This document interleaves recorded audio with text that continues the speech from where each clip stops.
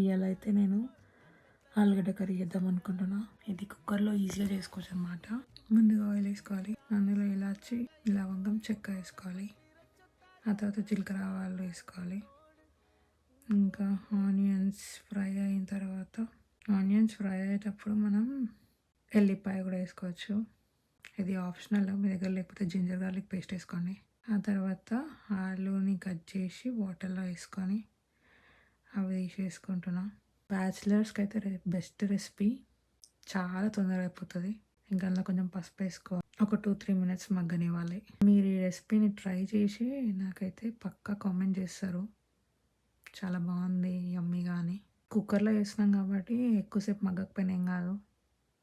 నేనైతే 10 మినిట్స్లో చేసేస్తాను ఈ కర్రీ. తర్వాత కొంచెం కారం, ఉప్పు వేసుకోవాలి.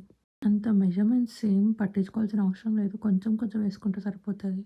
బట్ ఎప్పుడైనా కారం ఎక్కువ వేసుకోవాలి, ఉప్పు తక్కువ వేసుకోవాలి. ఎందుకంటే కారం ఎక్కువైతే ఉప్పు యాడ్ చేసుకోవచ్చు, కానీ ఉప్పు ఎక్కువైతే మనం ఏం యాడ్ చేయలేం. ఆ తర్వాత టమాటో వేసుకొని కలుపుకోవాలి.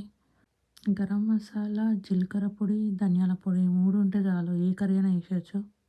అంతే, ఒక 2-3 మినిట్స్ ఫ్రై అవ్వనివ్వాలి. ఆ తర్వాత నేను ఇందాక చెప్పిన పొడిలు వేసుకోవాలి.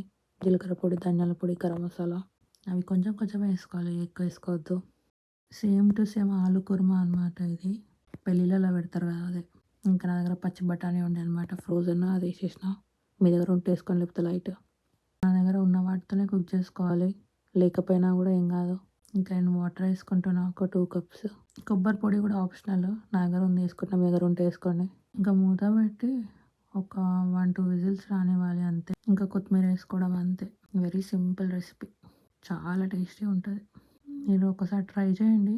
White rice, bagara rice, chapati, దేంట్లోకైనా బాగుంటుంది, puri. Please support to my channel, subscribe చేసుకోవచ్చు కదా.